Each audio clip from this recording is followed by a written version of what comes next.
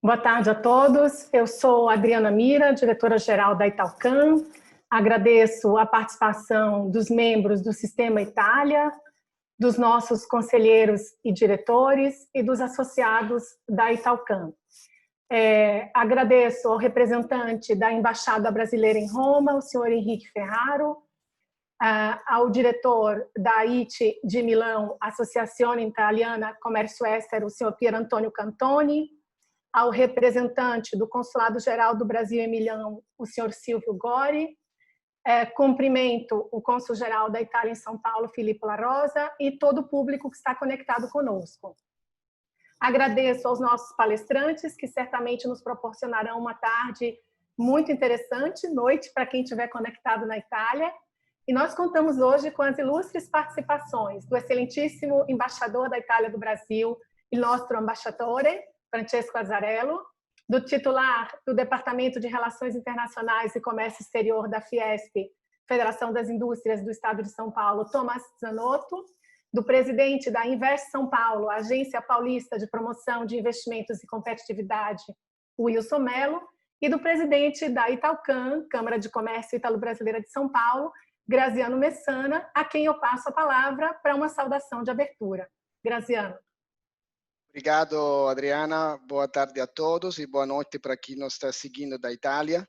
Estamos muito felizes hoje. A gente conversou depois do almoço com a diretora Adriana, porque recebemos muitas perguntas. A gente quase que pensou de modificar um pouquinho a dinâmica desse webinar e tentar deixar mais como um round table, para poder, de qualquer forma, responder a várias perguntas, pontos que chegaram. Algumas já eram na pauta da Adriana Mira, mas outras você teve que acrescentar. Então, acho que a palavra é tua, Adriana, para abrir os trabalhos, porque é o momento de distribuir conteúdos para os participantes. Então, bom trabalho para todos.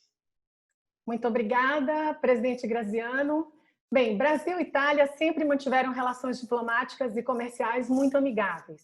Entre 2018 e 2019, a Itália subiu uma posição entre os principais parceiros comerciais do Brasil, se tornando em alguns trimestres o nosso principal investidor. Somos o primeiro mercado das exportações italianas na América Latina e São Paulo responde por cerca de 40% desse volume no Brasil. A Itália foi o 13º principal mercado dos produtos brasileiros no exterior e, em 2019, o 5º maior entre os países europeus. O nosso tema de hoje é oportunidades e desafios na retomada dos negócios bilaterais Brasil-Itália.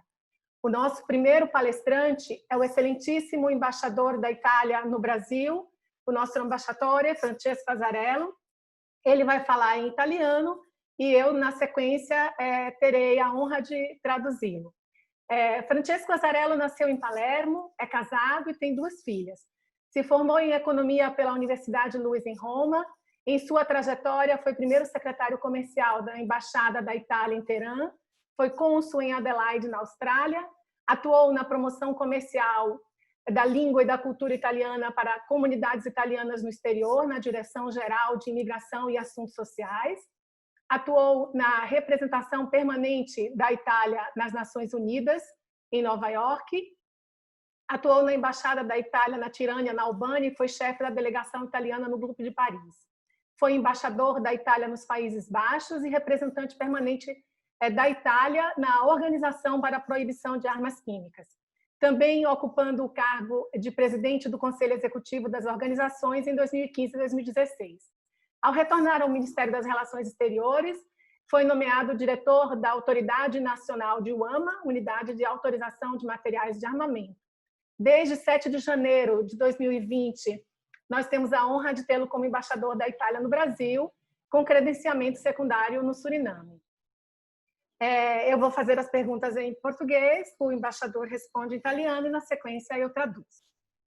Ambasciatore, o senhor é um entusiasta do enorme potencial da relação bilateral e hoje é o embaixador do primeiro destino dos oriundos italianos no mundo, né? Nós temos 30 milhões de ítalos brasileiros aqui e cerca de 6 milhões só em São Paulo.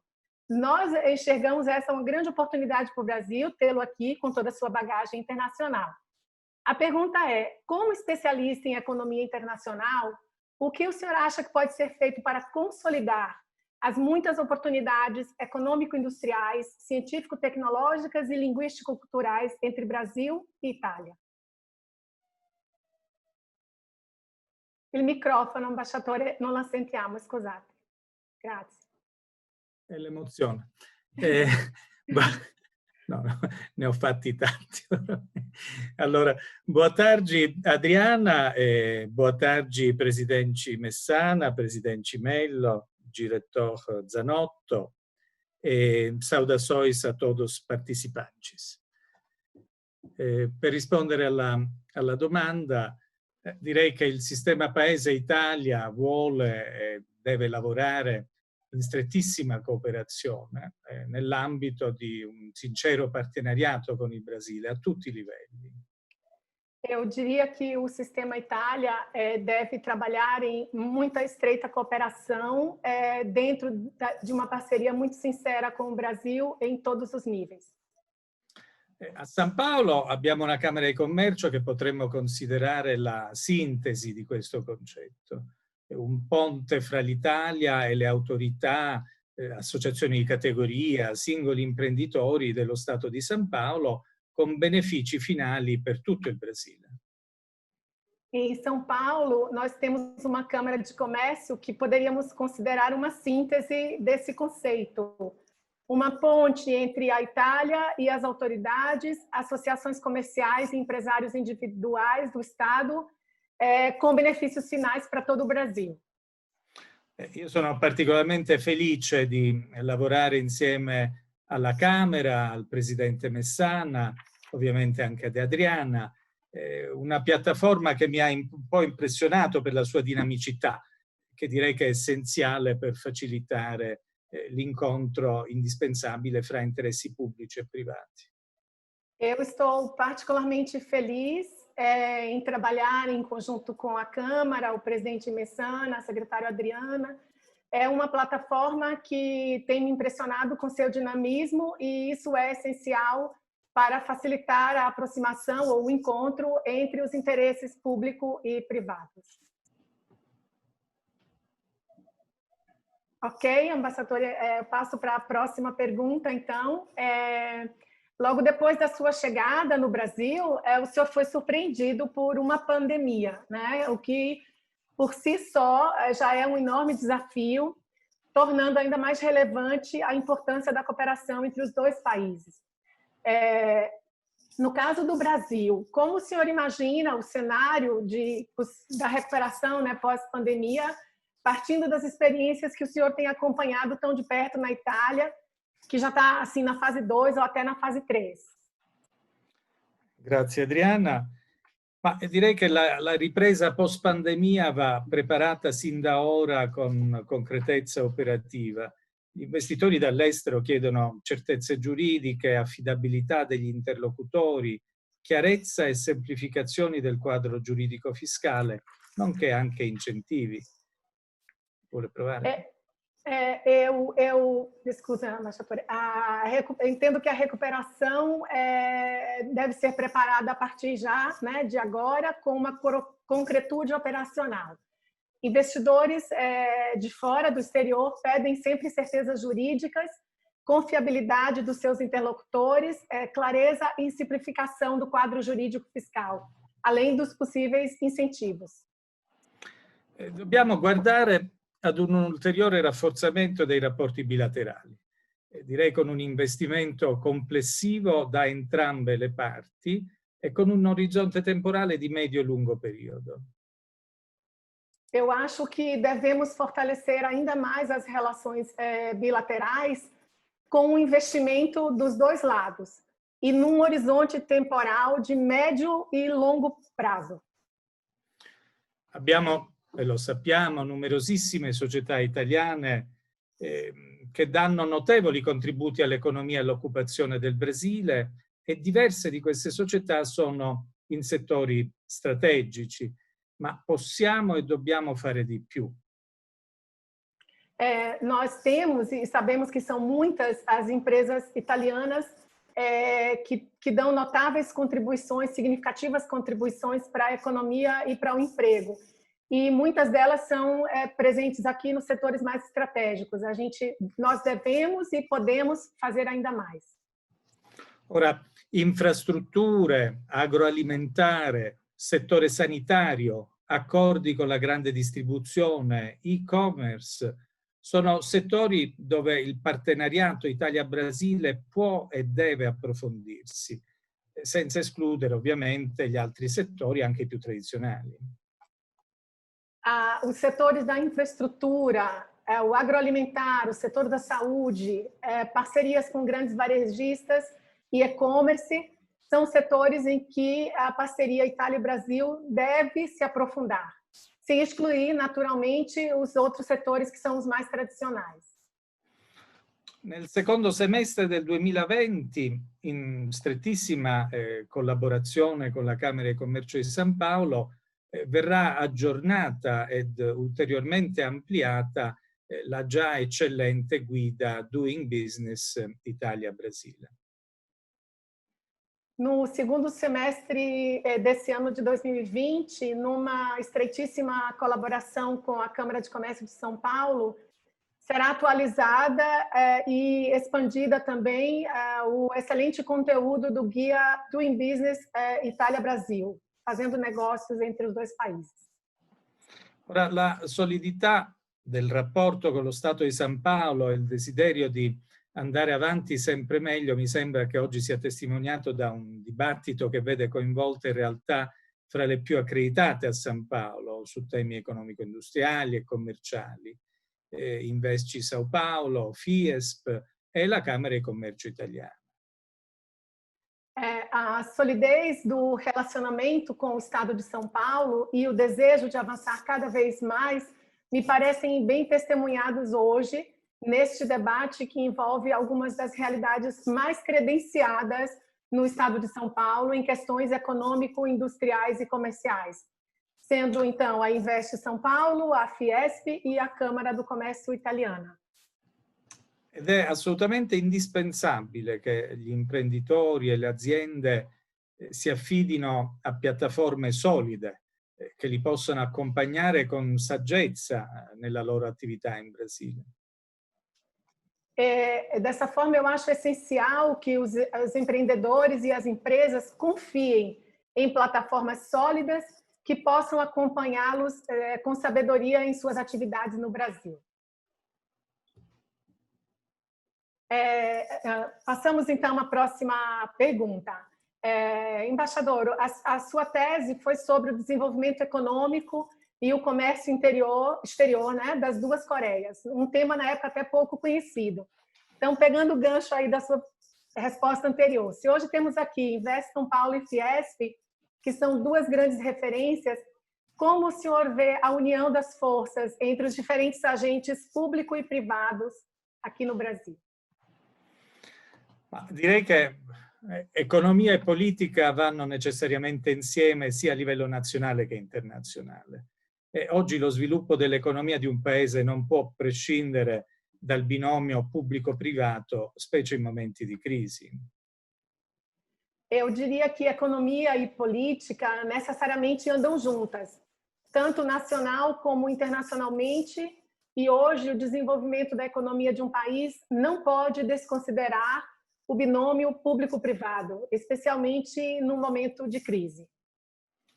E per rispondere in modo più preciso alla sua domanda, la mia tesi di laurea sullo sviluppo economico e il commercio estero delle due Coree, che purtroppo risale a 40 anni fa, che è il segno della mia vecchiaia, era pioneristica all'epoca per la parte della Corea del Nord. Due paesi profondamente diversi, un quadro politico delicatissimo anche oggi, due modelli di sviluppo economico-commerciale anche loro profondamente diversi, così come i risultati delle scelte di questo sviluppo. A minha tese sobre o desenvolvimento econômico e o comércio exterior das duas Coreias, que infelizmente remonta de 40 anos atrás, e isso denuncia um pouco a minha experiência, ela foi pioneira na parte da Coreia do Norte. Dois países profundamente diferentes, uma estrutura política delicadíssima, dois modelos de desenvolvimento econômico e comercial profundamente diferentes, bem como o resultado das suas escolhas para o desenvolvimento. Grazie Adriana, soprattutto della sua eleganza nel tradurre. Lieta de sentirlo. Obrigada, excelentíssimo senhor embaixador, pela sua participação também. Muito obrigada. Eu agradeço e vamos agora para o próximo palestrante, que é o Tomás Zanotto. O Tomás Zanotto é diretor titular do Departamento de Relações Internacionais e Comércio Exterior da Federação das Indústrias do Estado de São Paulo. Ele é vice-presidente do Conselho Superior de Comércio Exterior da Fiesp, membro do Conselho Superior da Fundação Centro de Estudos e Comércio Exterior, assessor da Presidência para Assuntos Internacionais da Companhia Siderúrgica Nacional, CSN, diretor da Associação de Comércio Exterior do Brasil e presidente do Comitê de Comércio Exterior do Instituto Aço Brasil. Até agora eu só li as funções atuais do Tomás Zanotto, né? Ainda não li o currículo. Na Fiesp, ele trabalha em parceria com empresas e associações e o governo brasileiro em questões referentes a comércio exterior, relações internacionais e promoção de investimentos. Na CSN, ele assessora o presidente da empresa em projetos relevantes no Brasil e no exterior. E, como consultor, ele apoia empresas nacionais e estrangeiras em setores como bens de consumo e infraestrutura. Realmente um protagonista intenso aí do mercado internacional e nacional da indústria brasileira. Com a palavra, Tomás Zanotto. Obrigado, Adriana. Só uma correção, o erro foi meu. Eu, no momento, não estou mais presidindo um rodízio o Comitê de Comércio Exterior do Aço Brasil. O resto está correto, eu agradeço e talvez tenha tudo isso porque eu tenho mais experiência do que o embaixador, vamos dizer assim, né? Usando a sua tradução. Olha, a gestão do presidente Scaff na Fiesp iniciou-se em 2004 e a primeira visita importante que nós recebemos foi de um ministro de Indústria e Comércio da Itália. A Fiesp também, a Itália, é aquele país com o qual nós mais fizemos ações nesses últimos 15 anos. Eu estava contando, é um número muito, muito grande. A maior delegação que a Fiesp levou para o exterior foi da Itália, entre várias que foi para a Itália, e a maior que nós recebemos também foi da Itália. Eu me lembro que quando o Luca de Montezemolo era presidente da Confindústria, eu não sei se eu falando em português, o embaixador, eu posso ir falando ou você quer ir traduzindo? Não pode Entende muito bem, embaixador. Tá bom. Obrigada. Eu me lembro que quando recebemos o presidente Montezemolo, então presidente da Confindústria, ele veio com quase 300 empresários, 280, e nós tivemos num dia na Fiesp 1.300 reuniões B2B, 1.300, quer dizer, porque a gente, o que significa, o que mostra o interesse dos brasileiros em se interrelacionar com os italianos e com as empresas italianas. É importante levantar, quer dizer, quando você vai ao centro de São Paulo, por exemplo, você vê 3 prédios que são muito emblemáticos. Você vê o Teatro Municipal, que é do começo do século passado e mostra influência da cultura francesa. Você vê o edifício Mackenzie, que era o da antiga Light and Power, que mostra a influência dos ingleses na infraestrutura no final do outro século, início do século passado. E você vê o prédio da prefeitura, que era a sede das organizações Matarazzo, que era então um dos maiores complexos industriais, eu acredito, do mundo, porque tinha 350 fábricas no momento. Então, mas vai muito além disso, quer dizer, a estrutura industrial que você encontra no estado de São Paulo não é muito diferente da italiana. Eu estou falando isso porque você tem clusters de produção de calçados, de têxteis, de alimentos, de máquinas e coisas agrícolas, que é muito semelhante ao que se vê na Itália. E muitas visitas à Itália, eu vejo o potencial que existem para empresas médias da indústria mais tradicional, sem falar nas novas tecnologias, que eu vou vou voltar a isso, aqui para o Brasil. E você vai a São Carlos, por exemplo, você tem uma fábrica italiana que produz marmite, né, que produz o escapamento de motocicletas, já tem uma outra que vai para a mesma cidade atrás, que produz máquinas e equipamentos para packaging, quer dizer, é um pouco a questão semelhante à da Itália. Eu entendo que nesse novo mundo que nós estamos entrando, não dá para não falar nisso, né? Essa pandemia está acelerando um montão de tendências, não vai mudar o mundo, mas está acelerando tendências que já haviam em relação à globalização, em relação à revisão das cadeias de valor, que tem que ter mais resiliência, mais independência, a necessidade, sim, de uma política industrial que foi um pouco demonizada no Brasil, porque a forma como ela foi feita e usada em governos anteriores realmente é muito discutível, para dizer o mínimo, acho que foi muito errada. E em tudo isso, eu acredito que há um espaço enorme no Brasil para o tipo de economia que já existe muito forte na Itália, né, que são as pequenas e médias empresas, muitas delas familiares. Respondendo um pouco a uma questão apropriada que o embaixador levantou, eu acho que alguns problemas já foram resolvidos no Brasil, com todo o ruído que existe hoje, a gente não percebe isso. Eu acompanho na CSN a queda dos números de casos trabalhistas e a queda do valor dos casos trabalhistas. Continuando assim, em 5 anos, o passivo trabalhista da CSN, que era gigantesco, como de todas as empresas, dependendo do tamanho dela, vai se reduzir a 20% e depois a 12% do que era. Então, essa parte, que era uma das partes que a gente tinha que explicar, por exemplo, para industrial italiano, me lembro de um em específico que nós recebemos na Fiesp, que fazia portas blindadas para residência, de acordo com uma coisa muito especializada, uma empresa de porte pequeno, médio italiano. Eu falei, você tem que tomar cuidado com a parte de lei trabalhista, você tem que tomar cuidado com o cash flow, porque os juros no Brasil são muito altos, você tem que tomar cuidado com a parte tributária, que é muito complexa e onerosa, e há a questão de uma reforma da Previdência que realmente aqui no Brasil traz muita volatilidade e incerteza no ambiente econômico. Ora, dessas questões, a questão trabalhista e a questão da Previdência foi resolvida.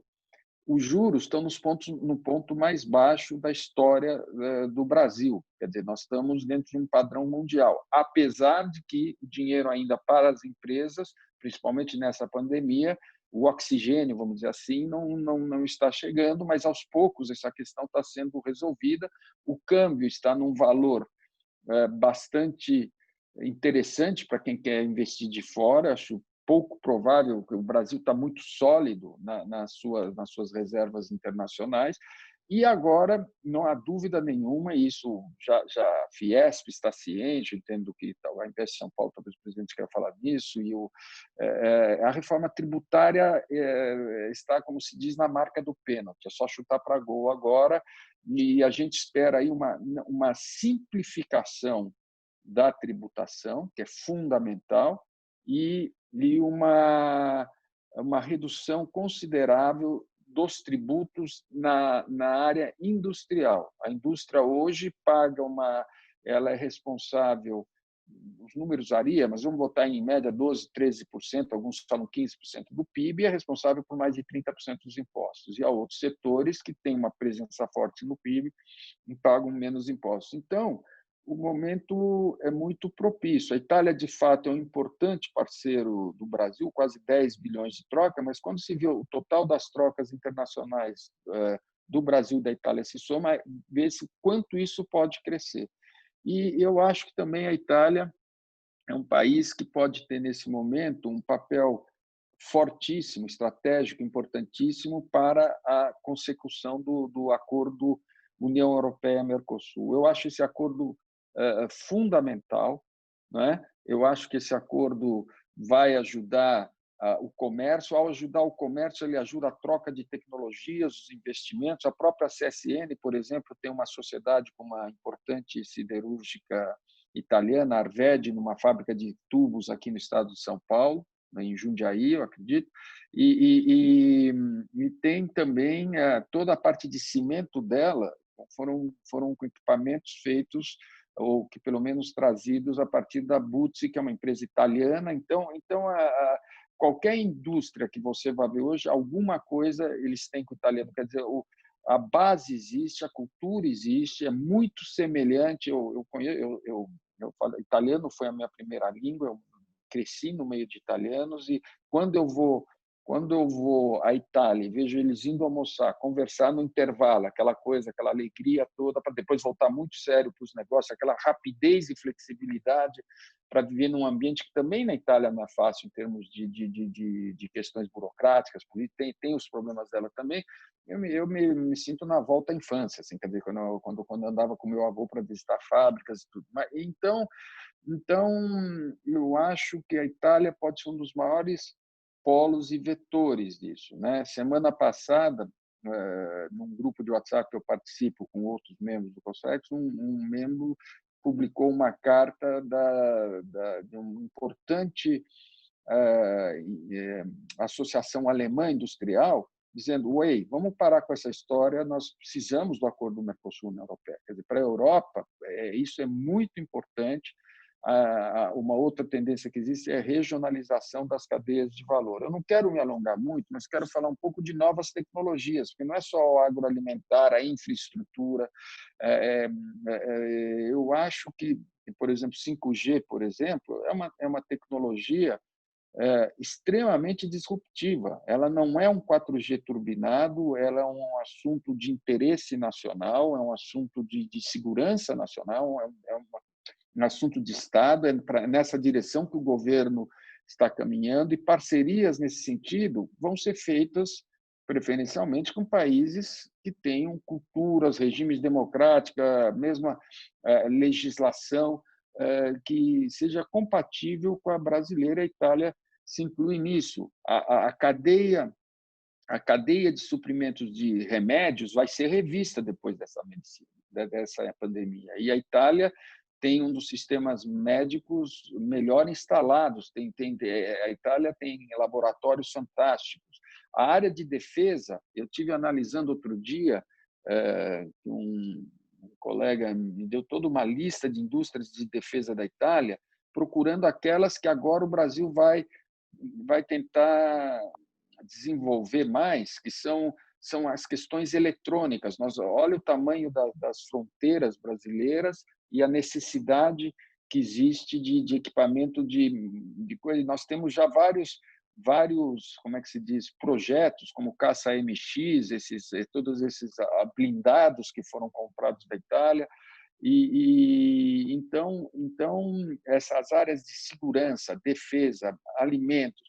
O embaixador falou em infraestrutura, sem dúvida nenhuma. A Itália é muito forte, por exemplo, na recuperação dos aterros sanitários e transformação para gerar energia. Eu poderia ficar a tarde toda listando as diversas frentes. Eu me lembro quando eu estive na Úmbria, visitei uma fábrica que faz máquinas para packaging sob medidas, que vende para o mundo inteiro.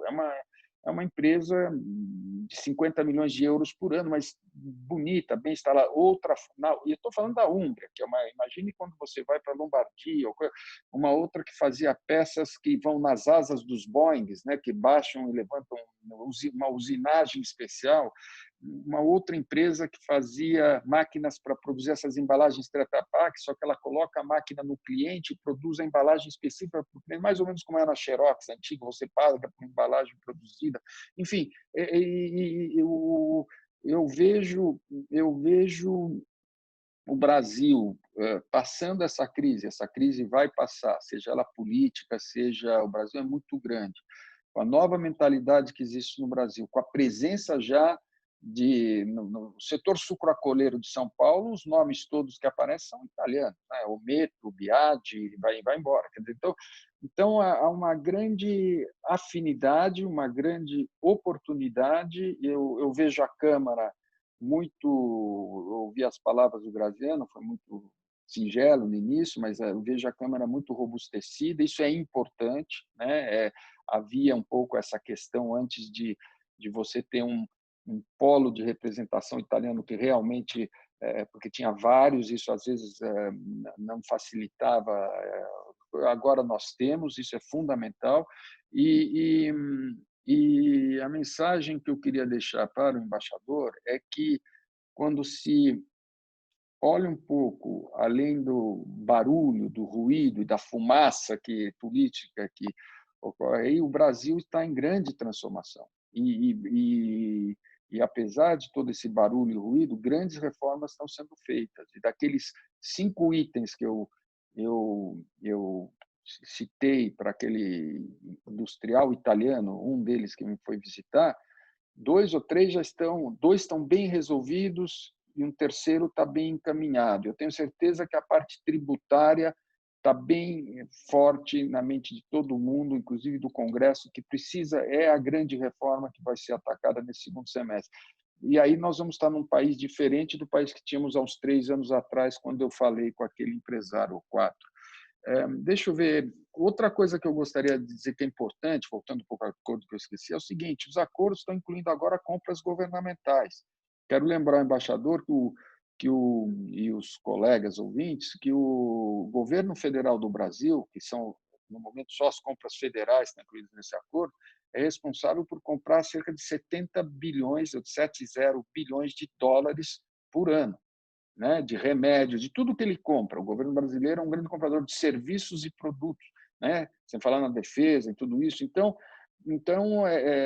as oportunidades que surgem aí são muito grandes. Deixa eu só dar uma olhadinha, porque eu acho que eu estou no meu tempo e não quero estourar. No teu tempo, eu vou só te lembrar que a gente conversou sobre fontes de estudo e pesquisas entre universidades italianas e brasileiras. Você sinalizou eu acho isso importantíssimo. Eu vejo, eu não tive influência nenhuma nisso, mas eu tenho um filho, meu mais novo, terminou agora o 1º ano na Getúlio Vargas, depois, a partir ele está numa classe onde todos falam inglês e normalmente passa um período fora. Eu perguntei: onde é que você quer estudar fora? Eu quero estudar na Bocconi, em Milão. Mas onde você é? Porque você é Zanotto? Ele falou: não, porque é muito boa.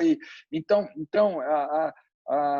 essa questão da colaboração científica, da colaboração entre universidades, com essa, eu vejo a Itália como um polo muito interessante para isso também. Eu acho que isso estariam nos pilares de um acordo que pode ser feito depois, que são chamados pilares políticos ou de cooperação, que normalmente não estão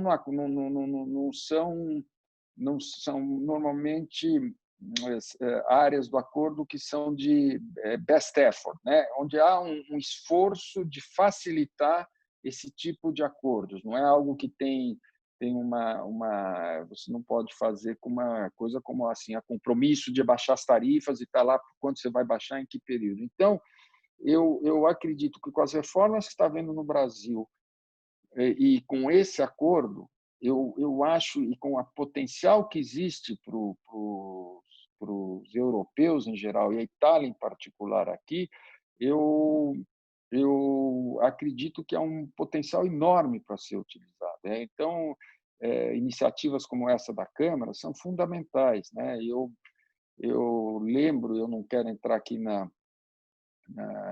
apresentação do Dr. Mello da Invest São Paulo, mas eu lembro que o estado de São Paulo tem uma população que é maior que a da Argentina e um PIB que é quase 1,5 vezes da Argentina. Então a gente tem um setor industrial extremamente desenvolvido. Não parece, porque a gente só ouve notícias ruins da internet. E as empresas da porta para dentro, as que sobraram, as que existem, todas elas são muito competitivas em vários setores, desde os muito tradicionais, como têxteis, calçados, até os mais avançados, como remédios. Quer dizer, a questão dos remédios, a dependência que o Brasil formou da cadeia de suprimento de remédios ficou clara, por exemplo, quando o presidente da República, Bolsonaro, num sábado de manhã, teve que fazer uma ligação de emergência para o primeiro-ministro da Índia para pedir insumos para produzir remédios aqui. Quer dizer, então, eu tenho certeza que vai haver muita colaboração nesse sentido. Eu pude visitar hospitais na Itália. Eu visitei, eu acho que é um enorme potencial de cooperação que vai além do comércio, dos investimentos. A questão da infraestrutura é o último ponto. Eu queria sair também respondendo um pouco a questão do embaixador, essa questão de incerteza. Essa questão de incerteza não é tanto na legislação da infraestrutura. O Brasil precisa de 900 bilhões de dólares de investimentos de infraestrutura para ontem. Você faz uma infraestrutura no Brasil, ela já está tomada. Existe muita incerteza que é trazida pela questão de Ministério Público. Você acha que fez um acordo, daí é bloqueada a obra, tudo isso. Eu acho que isso vai ter que fazer um grande acordo no Brasil, porque isso tem que parar. Há um Estados Unidos que é Estados Unidos, se ele vai fazer um oleoduto, a questão é federal, uma vez decidido pela parte federal, o assunto vai adiante. Agora, se você tem várias entidades em vários níveis, cada uma delas com poder de bloquear a obra, traz muita incerteza realmente ao fluxo de caixa. Esse é um problema. Como infraestrutura está no topo das prioridades para o que na Fiesp estamos chamando de reconstrução do Brasil, quer dizer, que tivemos a fase do combate à pandemia, tivemos a fase da retomada, que está em curso, e elas se misturam, e agora tem uma fase que tem que ser a reconstrução do país, com um novo pensamento, e aí eu acho que isso foi falado um pouquinho pelo embaixador também, alguns países, de fato, já estão pensando isso. Eu vi declarações do presidente Macron que a França vai ter que repensar o sistema produtivo dela para se tornar mais independente, resiliente. Quer dizer, então é um novo mundo que está entrando, e eu acho que a Itália é um parceiro de enorme potencial de ambos os lados. Eu vou parar por aqui, fico mais para perguntas e respostas. Acho que eu não estourei meu tempo, né, Adriana? Agradeço sua paciência. Tá, imagina, nós que agradecemos. Temos uma contribuição aí do presidente Graziano, a quem eu passo a palavra, Zanotto, antes da gente encerrar contigo. Não, obrigado. Na verdade, estava anotando, antes de passar a palavra para o Wilson, o que o Thomas falou. Obrigado pelas palavras do embaixador, que cumprimento naturalmente, e tuas também, Thomas. Estamos felizes que a Câmara possa ser realmente muito robusta nesse momento e muito bem considerada. A respeito de que você falou, 3 pontos. O passivo trabalhista, que você bem mencionou. Eu lembro, fazendo apresentações frequentemente na Itália, uma slide mostrando o campo de futebol, dizendo que no Brasil, infelizmente, era para ficar tomando muito cuidado, porque depois do primeiro esporte nacional, que era o futebol, o segundo esporte nacional era o trabalhista, e isso gerava realmente liabilities, potential liabilities, e muitas vezes as empresas deveriam, obviamente, tomar conta. A reforma do direito de trabalho, que foi a primeira que saiu realmente, provocou uma melhoria extremamente relevante para os investidores estrangeiros, e inclusive recentemente essa possibilidade de trabalhar também com alguns trabalhadores externos na empresa também ajudou. Então o Brasil realmente mudou pele. Isso é muito relevante quando nós explicamos para fora. Mas depois falamos, você citou Buzzi, com que a gente está em contato, me lembro muito bem que quando houve a última crise, que foi a pior dos últimos 50 anos, e depois a gente talvez conversa um pouco mais tarde, a Buzzi, na véspera da eleição, era pouco antes de outubro, quando houve a eleição do presidente da República, desse último mandato, e a Buzzi que fez, se posicionou, falou, tem precisa de infraestrutura, preciso de cimento, entrou com 150 milhões de euros e fez um opção de compra para a restante parte de mais 50% da empresa, comprou as atividades do Grupo Brenan, que ele tinha acabado de ter o patto de não concorrência, e se posicionou, porque ovviamente Buzzi não olhou o Brasil a curto prazo, estava num momento péssimo de incerteza política, juro alto, um clima realmente qualquer investidor de curto prazo não teria olhado o Brasil. Buzzi, que é uma empresa sólida, não olhou o Brasil a curto prazo, olhou o longo. Esse aqui acho que é o drive para o investidor estrangeiro olhar o Brasil. Não adianta olhar o curto prazo, porque não funciona. O último ponto que você tocou, que gostei, sobre a universidade, Luiz e Bocconi. A Câmara fez acordos e nós temos acordo de troca de estagiário e cooperação com ambas universidades, e é por aí que a gente vai investir e continuar. Eu me formei na Luiz, agora sou professor lá, então, e na Bocconi também sou professor convidado várias vezes para palestrar sobre o Brasil. Então, universidade e pesquisa, com certeza, serão muito incentivadas nessa gestão. A palavra é tua, Adriana. Não sei se o Zanotto quer fazer algum contraponto. Não, eu acho que o que o Graziano disse realmente o Brasil. Você tem que olhar além do som e fúria do que está acontecendo. O Brasil é um país que está num momento, e eu não vou entrar aqui numa questão política, mas que tem uma grande parte do Brasil que produz, aquela famosa moto, né, do presidente Bolsonaro na eleição: menos Brasília e mais Brasil, e a reforma tributária e trabalhista e as outras são parte disso. E tem uma parte, e esse país lembra um pouco, eu diria, que a United States of Brasil, mais ou menos, querem mais liberdade, mais coisa, e tem uma parte do Brasil que ainda tem um pouco tipo République brésilienne, né? Quando você vê lá muita burocracia, muito poder concentrado e tal. E essa disputa está causando muito som e fúria. Mas Graziano eu me lembro uma vez falando com um dirigente da Pirelli na Fiesp e perguntei: quantos anos vocês estão no Brasil? Na época ele me falou 98, eu não sei se é isso ou próximo disso, porque ele estava reclamando muitas coisas. Eu falei: e quantos quarters de prejuízo vocês tiveram nesses 98 anos? Ele pensou um pouco e falou: nunca. Entendeu? Então Brasil é uma maratona, não é uma corrida de 100 metros. Não é? Quem quer corridas de 100 metros ou 50 metros, tem a Bolsa de Nova York, a de Hong Kong deve ser mais emocionante nesse momento. O Brasil é um país onde você compra e fica, e eu aprecio muito a interferência do Graziano, porque ele, como estrangeiro, já percebeu isso, né?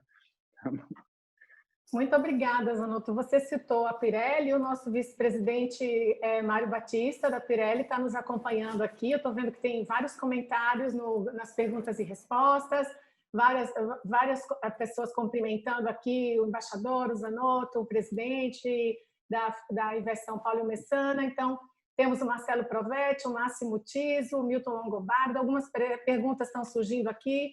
Júlio Baga Tabete, Ângelo Bevilacqua. Eu estou tentando gerir aqui, porque nós temos algumas perguntas que chegaram por e-mail. Agradeço ao Tomás Zanotto e vou introduzir para a palavra, então, o Wilson Mello. Obrigada, Zanotto. Voltamos depois com as perguntas, tá bom? Agora nós vamos passar a palavra ao presidente da Invest São Paulo, o Wilson Mello. Ele é natural de Franca, aqui do interior de São Paulo, é bacharel em Direito pela PUC, e tem sólida experiência na área, tendo atuado por 15 anos no escritório Machado, Meyer e Sandacas e Opus Advogados. Iniciou a carreira executiva dele na Walmart Brasil em 2004, como vice-presidente de assuntos corporativos, e desde então ele tem exercido cargos de liderança em diversas companhias e entidades setoriais. Mello foi diretor jurídico de novos negócios da Tishman Speakers e vice-presidente de assuntos corporativos da BRF. Exerci o cargo de vice-presidente de assuntos corporativos e secretário-geral da Danone, antes de aceitar o convite do governador de São Paulo para presidir a Invest São Paulo.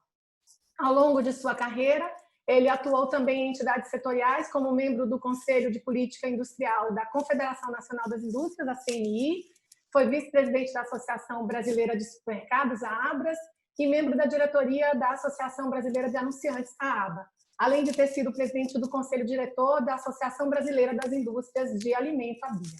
O Wilson Mello chegou à Invest São Paulo com o objetivo de aprimorar o nível de excelência da agência na atração de investimentos e para implementar novas formas de atuação para que a Invest São Paulo auxilie no desenvolvimento econômico e social do Estado.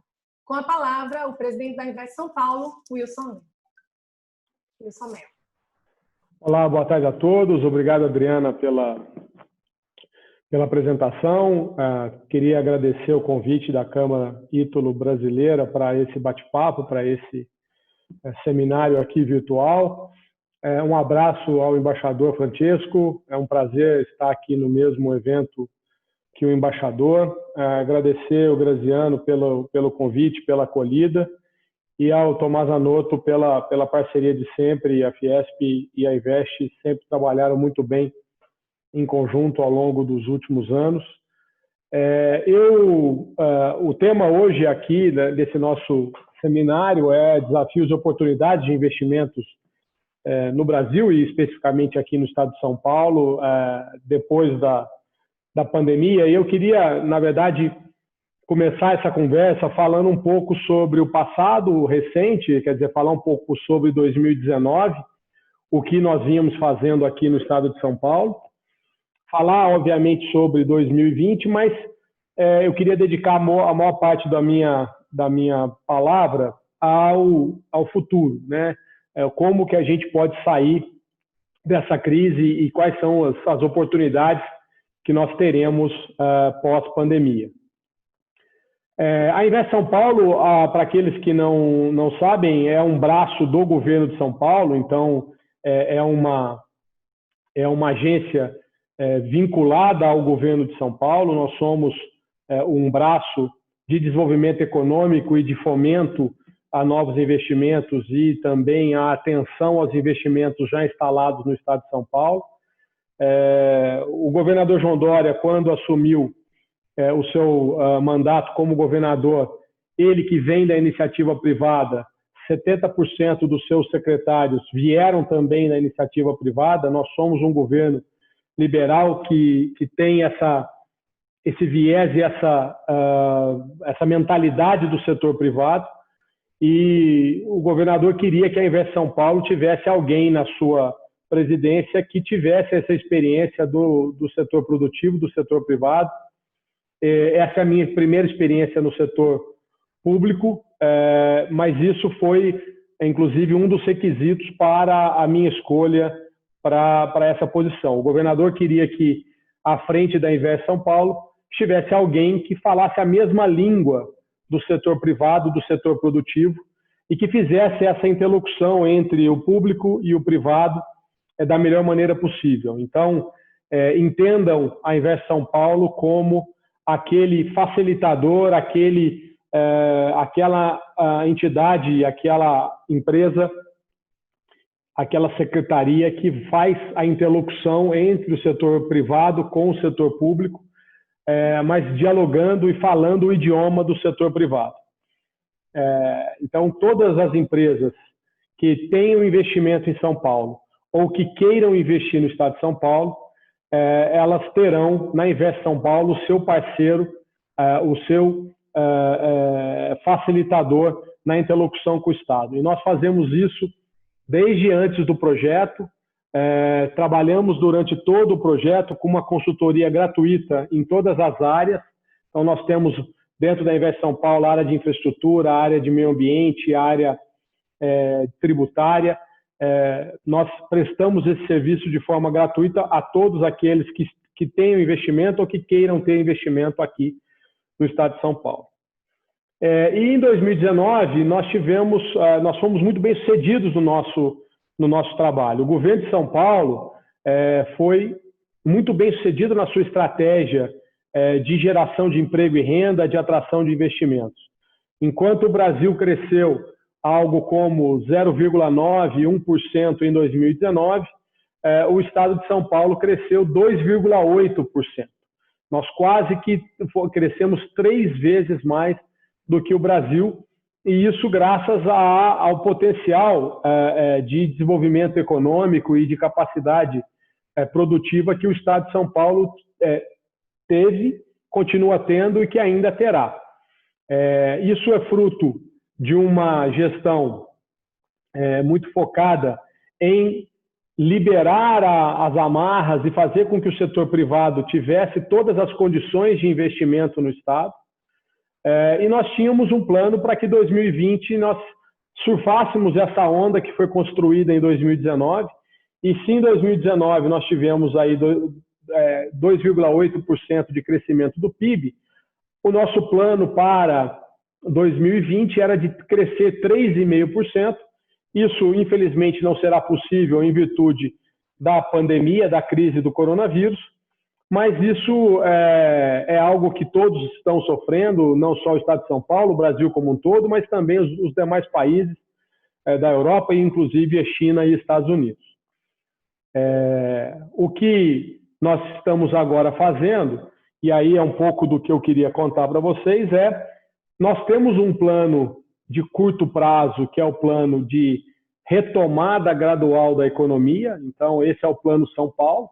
Vou falar um pouquinho sobre ele, né, o que significa o Plano São Paulo, Mas o mais importante de tudo é o Plano 21-22, que está sendo construído aqui pelo Estado de São Paulo, na liderança do secretário Henrique Meirelles, que é o plano que já olha para o Estado de São Paulo pós-pandemia, o que nós podemos e devemos fazer para que 21 e 22 a gente consiga retomar aquele bom ano de 2019 e possa ter crescimento consistente, ajudando o Brasil a sair da crise originada pelo coronavírus. Então, o que é o Plano São Paulo? O Plano São Paulo é o plano desenhado pelo governo para permitir a volta consciente, gradual e responsável da atividade econômica.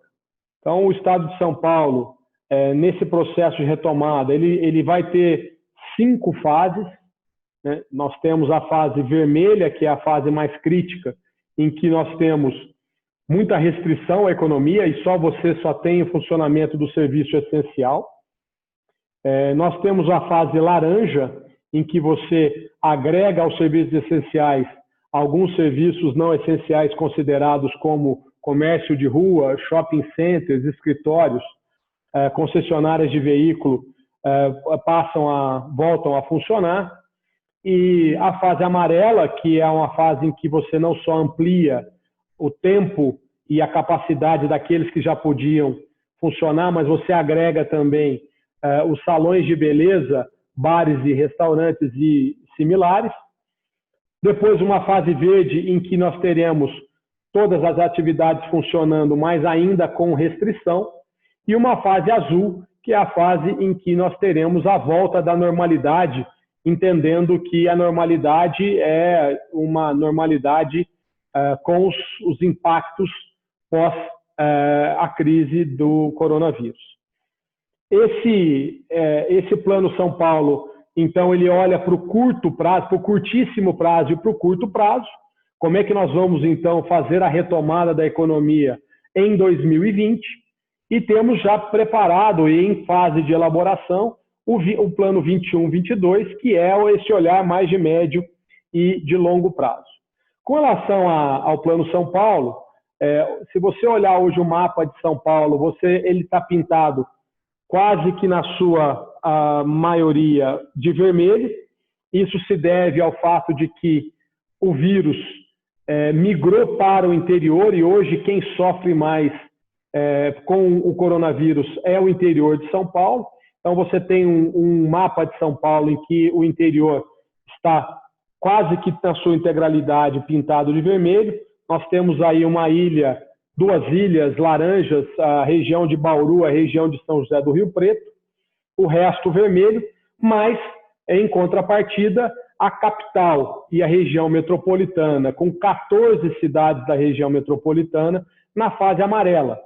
Então veja que como São Paulo começou antes a crise do coronavírus, a cidade de São Paulo também sai antes, ou começa a sair antes da crise.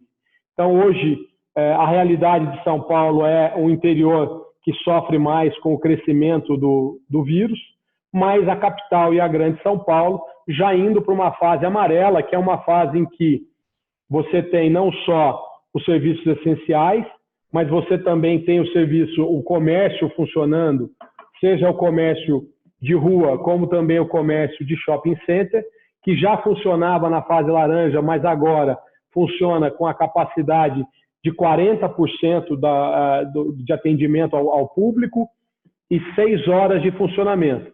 Na fase laranja eram 4 horas e 20% da capacidade.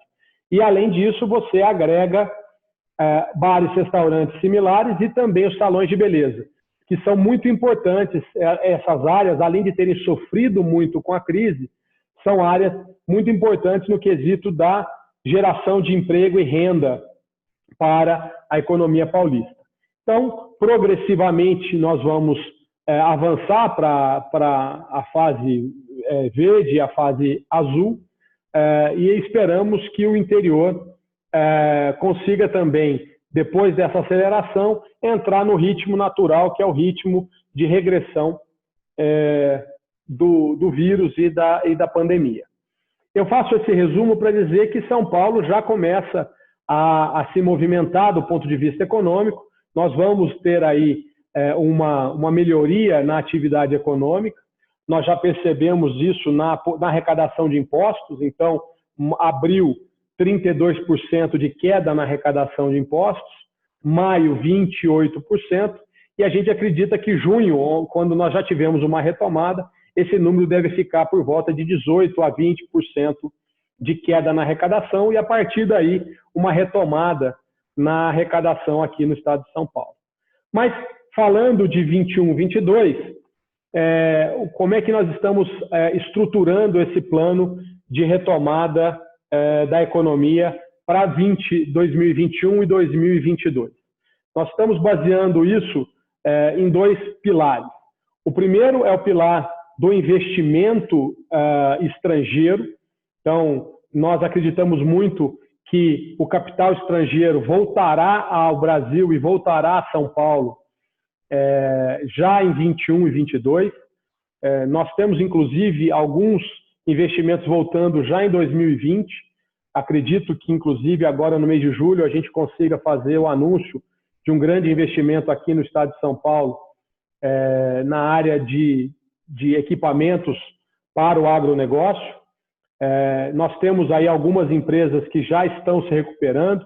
Hoje mesmo tivemos uma reunião com uma empresa sediada aqui em São Paulo, que está crescendo 15%, que cresceu 15% as suas vendas com relação ao período anterior à pandemia. Outras que estão investindo. Mas o plano 21-22 está baseado, portanto, no capital estrangeiro, nas oportunidades de investimento no capital estrangeiro, tanto no setor privado, mas também em projetos no setor de desestatização, concessão do setor público. Então, São Paulo está preparada com alguns bons projetos de infraestrutura que atrairão investimentos estrangeiros para a economia paulista. Vou citar rapidamente aqui as linhas 8 e 9 do metrô, 21 aeroportos regionais que serão oferecidos à concessão, o trem Intercidades, que é o trem que vai ligar, de passageiros, que vai ligar Campinas a São Paulo, na sua primeira fase, e na sua fase seguinte, ligará São Paulo a Santos, São Paulo a São José dos Campos, São Paulo a Sorocaba, levando trens de passageiros para essas regiões, algo que nós não temos hoje aqui no estado de São Paulo. Então, são projetos de infraestrutura, concessões de rodovias. Nós tivemos esse ano uma grande concessão de rodovia com o investimento de um banco brasileiro, o Pátria, com o Fundo Soberano de Singapura. Então, esses planos de investimento em infraestrutura atrairão investimentos estrangeiros, e é dessa maneira que o Estado pode contribuir para a retomada da economia. Nós não podemos nos enganar achando que o setor público fará investimentos diretos. Subnacionais, eu não vejo nenhum com capacidade para fazer isso. O governo federal, que pode se endividar, que pode, entre aspas, emitir moeda, ele tem mais capacidade para investimento direto, ele não tem mais o limite da lei de responsabilidade fiscal, mas os estados podem colaborar com a retomada da economia, apresentando bons projetos de infraestrutura, e o estado de São Paulo está fazendo a sua lição de casa, e nós estaremos preparados para aproveitar esse bom momento. E aí, para finalizar, dois pontos. A agenda internacional do estado de São Paulo, nós tínhamos uma agenda de viagens importante para 2020, que não será cumprida, então, portanto, nós transferimos tudo para 2021. Então, nós vamos viajar todos os meses do ano que vem para fazer roadshows, apresentar as oportunidades tanto do setor privado como do setor público para os investidores. Nós fizemos muitas viagens em 2019, mas nós vamos fazer mais ainda em 2020 e 2021. Entre elas, uma viagem para a Itália, já está na agenda do governador, uma viagem para a Itália em 2021.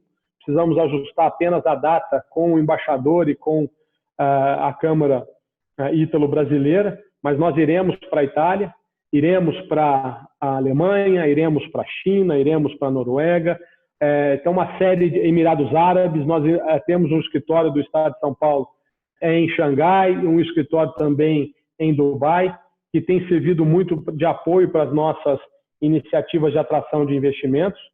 E, para encerrar essa primeira parte aqui do nosso bate-papo, falar sobre a aprovação da lei do novo marco regulatório do saneamento.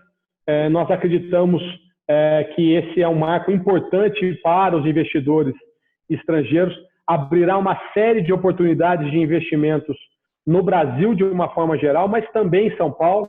São Paulo tem uma boa infraestrutura de saneamento, é o melhor estado nesse sentido, mas a Sabesp poderá se aproveitar muito fortemente do novo marco regulatório e ela, Sabesp, também prestar serviços em conjunto com investidores estrangeiros, com empresas estrangeiras, não só aqui em São Paulo, em outros negócios, mas também em outros estados do Brasil, aproveitando o expertise que é o melhor expertise que nós temos na área de saneamento, que é a da Sabesp, em parceria com outras empresas estrangeiras, para investir no setor de saneamento básico e água em outros estados aqui do Brasil.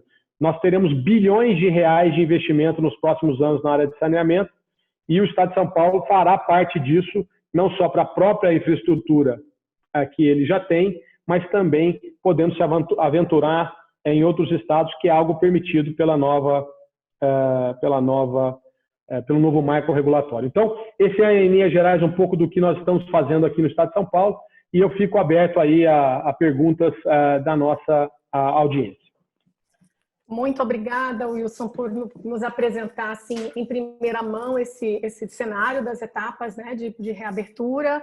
Eu imagino como deve ser desafiador gerir junto ao governo o impacto também dessa pandemia na vida das famílias, na economia dos pequenos negócios e na arrecadação pública também, né? Obrigada também por nos dar essa informação em primeira mão do novo marco regulatório do saneamento, que eu tenho certeza que é uma novidade para muitos de nós. E não tenho dúvidas, ouso falar em nome do Graziano e do embaixador Francesco Azzarello, que estamos de portas abertas para uma viagem à Itália aí, em colaboração com o governo do Estado, sem dúvida nenhuma.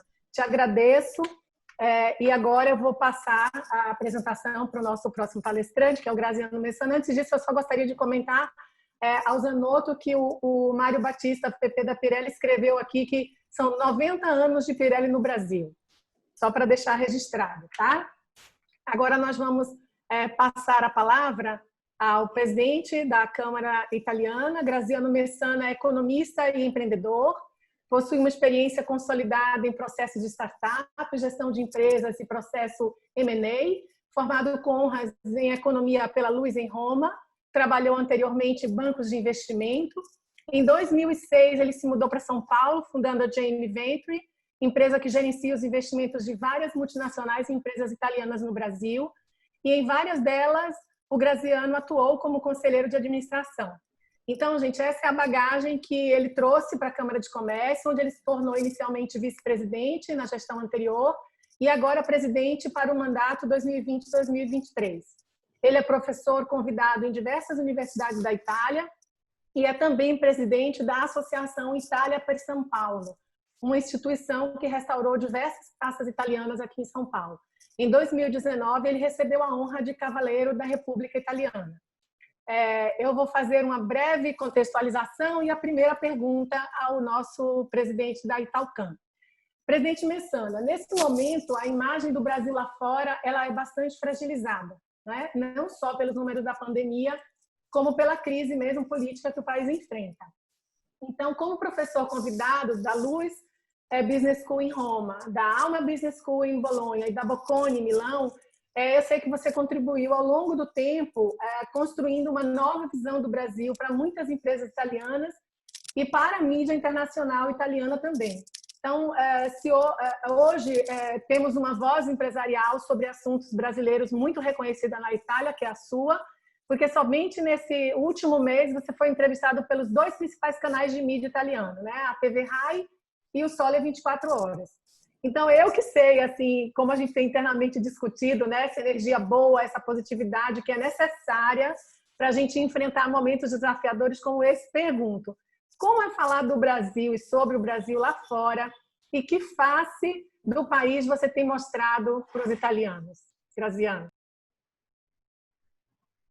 O microfone. Obrigado, Adriana, pela apresentação e as perguntas. Realmente nós conversamos bastante internamente e não é fácil nesse momento falar com as mídias italianas. Tem preocupação lá fora, o Brasil está no meio de um furacão e é no centro das mídias lá, e não é porque eles não falam que é o lugar mais lindo e maravilhoso, e aí fica complicado quando a entrevista começa e já eles começam a querer falar de tragédias e começam a falar de política, mas não cabe a mim desenvolver lá o debate político. Eu tenho a economia no meu DNA, então eu tento sempre dar nessa balança, né, uma visão meio de copo meio cheio, vamos dizer. Ou seja, aconteceu em Milão falta de máscaras, falta de álcool, falta de luva. A situação na Itália foi dramática. Comparar o Brasil, que tem 200 milhões de pessoas, é um tamanho grande como a Europa, não funciona para comparar com o número de mortos, número de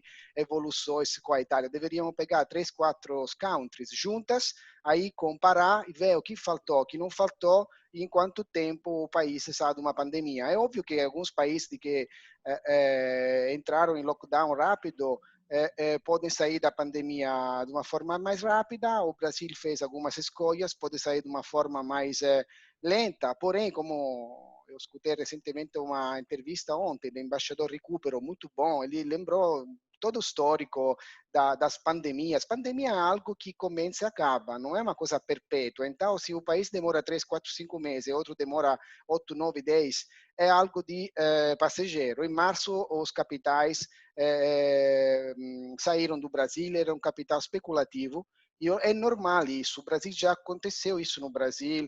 O investimento de curto prazo sai dos países emergentes quando tem um choque, quando tem uma crise. Isso é normal. Como eles vão muito rapidamente, porque eu lembro que em março desse ano sumiram, voltam, porque depois na Europa não tem uma adequada remuneração, tem um problema de onde investir o dinheiro, e o Brasil, entre as emerging markets, tem um papel de protagonismo também para o futuro. A China deixou os investidores europeus muito desconfiados com essa última pandemia. O Brasil não mudou nada, basicamente. E em 2018 e 2019, a embaixada italiana assinou um protocolo de entendimento, MOU, com outras embaixadas de França, Estados Unidos, Japão, China, assim, countries relevantes, e com o Ministério de Economia brasileiras, eles monitoraram os investimentos estrangeiros não especulativos. Estou falando de RDE, investimento em capital novos, né, Wilson?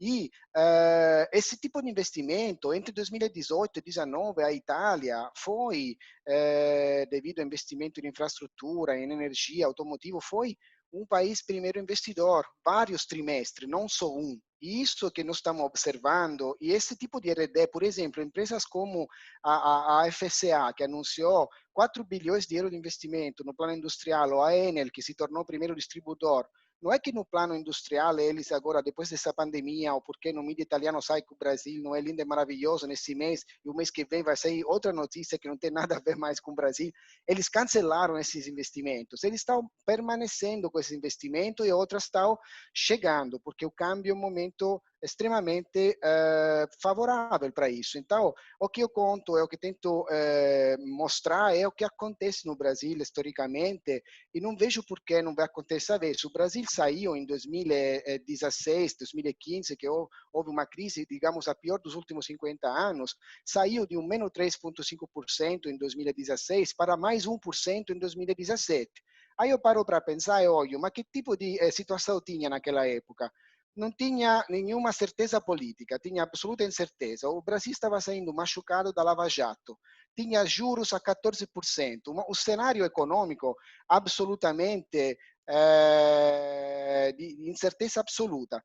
Então, o que aconteceu? O Brasil saiu sem intervenção pública. Agora, nesse momento, o Brasil tem uma pandemia, então cada país vai chorar esse ano. Agora eu vi projeção do FMI, depois projeção de outras fontes, então tem que é mais conservador que não, mas é claro que esse ano todo mundo vai recuar, e o Brasil já tem a agência de rating falando que ano que vem vai crescer positivo, e tem isso para contar também para as mídias, para balançar um pouco. Tem prática de drawback que vai permitir uma empresa estrangeira se inserir aqui, investir numa indústria, produzir aqui sem pagar imposto de importação e exportar de novo para a Europa ou para a América do Sul. Então, tem técnicas que vão deixar o Brasil sempre mais no roteiro dos investimentos, Adriana. Então, eu tento deixar um recado positivo, porque é uma visão que normalmente eles não contam. Então, cabe à Câmara de Comércio passar esse recado positivo e as coisas boas que o Brasil consegue proporcionar às empresas italianas, porque o mercado é aqui. Quando eu falo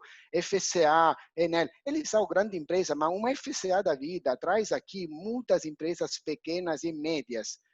A Enel, que se instala aqui, traz muitas empresas pequenas e médias. O tecido empresarial italiano é feito de PMI, ou Small Medium Enterprise, são empresas pequenas e médias. Então, você tira aquele 20, 30 empresas grandes, tem um monte de empresas. A gente, com a embaixada, contou quantas empresas tem. A Itália tem no Brasil, são 972. Contamos o ano passado, vamos contar de novo no segundo semestre, porque tem uma evolução. Então, é uma presença muito importante. Esse aqui é o recado que eu tento deixar quando converso com as mídias lá na Itália. Eu acho que tem essa relevância realmente, aí eu falo como brasileira, né? Diante aqui de vários italianos, eu sou de origem brasileira. Eu acho que realmente o país tem uma imagem fragilizada lá fora, mas tem muita coisa boa acontecendo, muitos empresários exercendo um esforço positivo, e nem sempre essa percepção chega. Então, ter esse porta-voz, eu acho que realmente é relevante. Você comentou de algumas grandes empresas, né? E na fala do Wilson Mello, ele também citou, olha, os investimentos das empresas ainda estão acontecendo aqui em São Paulo. Você teria, assim, casos específicos, Graziano, de empresas italianas, né, que estão se posicionando de forma otimista no confronto dessa crise? Sem dúvida, eu anotei aqui, quando o Wilson estava falando, anotei, ele conversou de linha Campinas-São Paulo, aí nós temos a Ferrovie dello Stato, uma empresa fantástica italiana, grande, participando e com grande apetite para esse tipo de projeto de infraestrutura. Temos a Eco Rodovias, Gruppo Gavio, que se posicionou super bem, o nosso diretor Marcelo Guidotti e a empresa toda, ela captou essa possibilidade. Outra semana, a embaixada, o embaixador Francesco Azzarello organizou um bate-papo como esse aqui, muito útil, com o vice-ministro Sampaio, vice-ministro do Tarcísio Freitas, e a gente teve um bate-papo. Aí a gente questionou de uma forma prática, não teórica, qual é a prioridade dos investimentos, quando vai privatizar a Dutra, que tipo, eu questionei e falei, que tipo de cláusula você vai colocar no contrato para ajudar empresas italianas a investir, porque hoje não tem certeza sobre o tráfego de carros no próximo 6 meses, 12 meses, devido à pandemia. Então, vocês vão colocar alguma cláusula para facilitar investimento de forma que se o tráfego muda,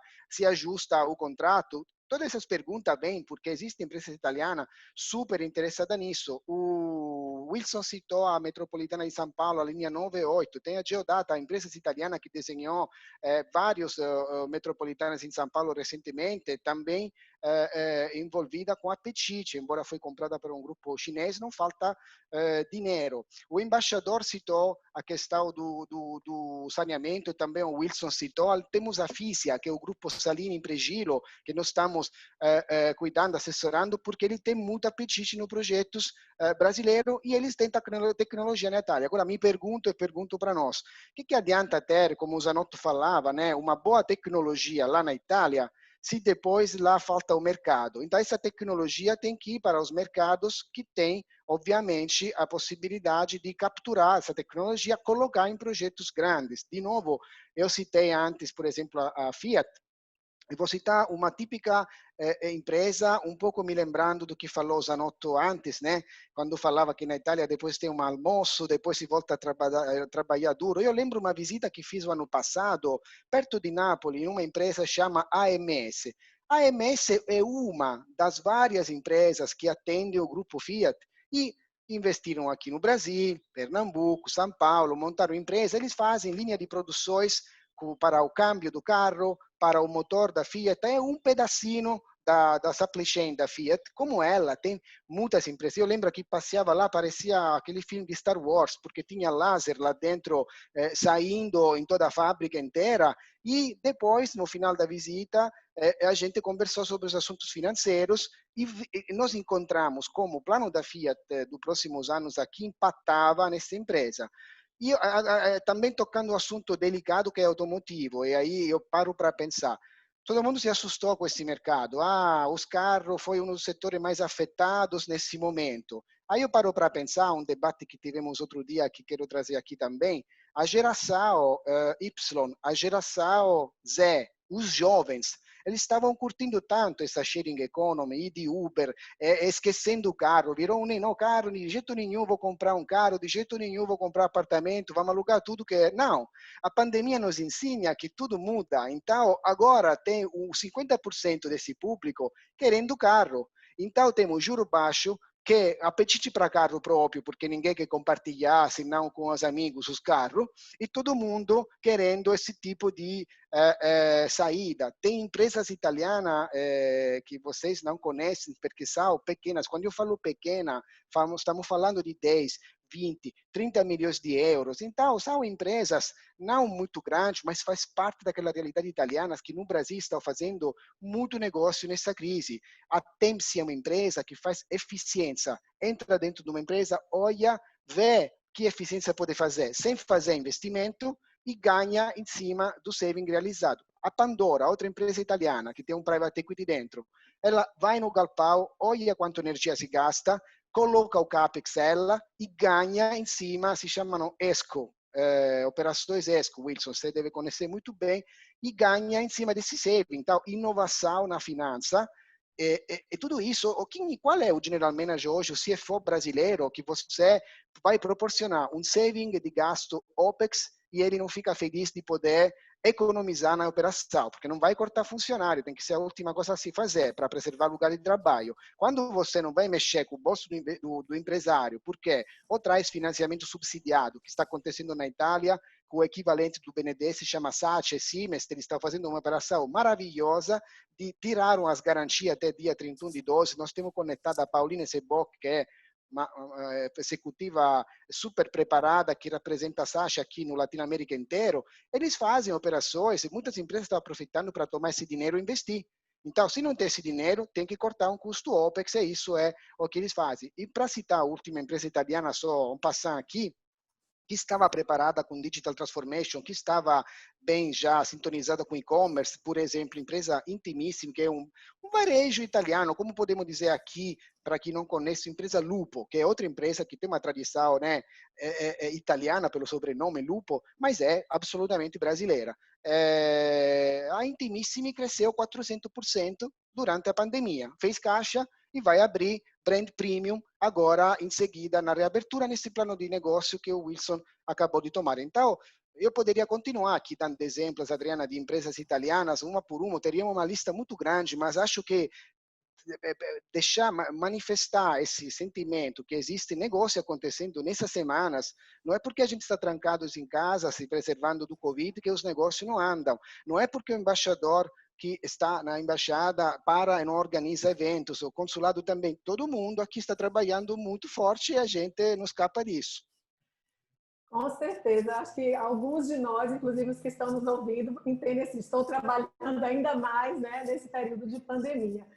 Graziano, por conta do nosso tempo, eu vou juntar duas perguntas e aí você faz esse alinhamento, né? Nós somos Sistema Itália no Brasil como Câmara de Comércio, né? Estamos associados a uma rede que são cerca de 80 câmaras de comércio oficiais da Itália, né, espalhadas pelo mundo.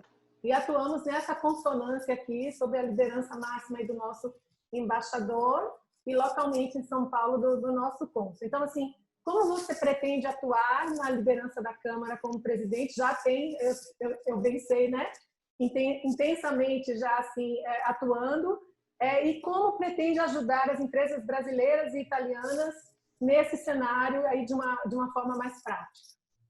Olha, muito rapidamente, sobre o Sistema Itália, a gente segue a linhas guideline do embaixador Azzarello, então nós podemos contar com a presença no território dos consulados.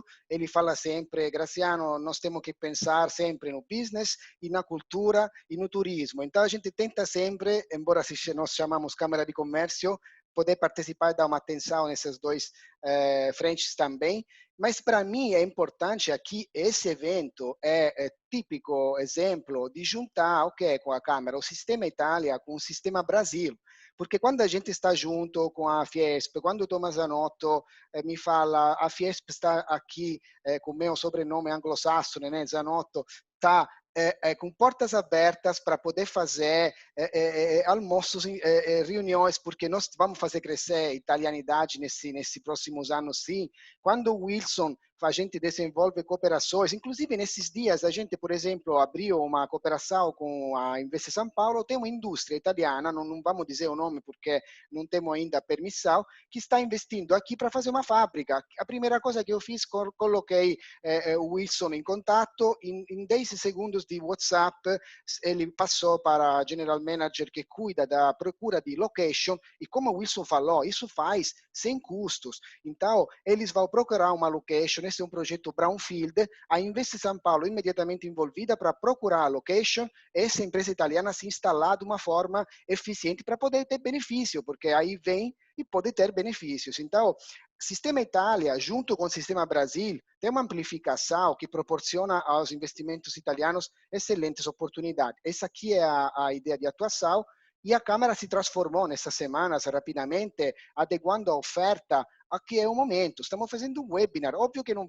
dá para fazer um evento de networking, degustar um vinho, porque ainda não podemos nos encontrar. Aquilo seria um evento muito legal, mas não podemos fazer nesse momento. Vamos fazer webinar, vamos fazer pequeno vídeo. Outro dia, dentro de um webinar, nasceu a ideia de dar 1 minuto, pegar um economista sem filtros, muito boa, do grupo Azimut, que é nosso associado, faz um vídeo para nós, uma vez por cada 15 dias, uma vez por mês, onde em 60 segundos vai nos contar o que está acontecendo na economia. E a gente dispara. A gente tem outra iniciativa de pegar 20 CEO principais italianos aqui e fazer 20 vídeos sempre de 1 minuto, que o tempo é precioso. Então, 1 minuto, depoimento sobre o setor, o que a gente aprendeu, faz uma ficha técnica sobre aquele setor, manda para o Sistema Brasil, manda para o Sistema Itália, embora. Essa é um pouco a ideia que temos nesse momento, fazer rodada de negócio, temos um em Latinoamérica agora que rola em julho, e vários seminários, vários webinars financiados pela Assocamere Estere, onde a gente, essa vez em italiano,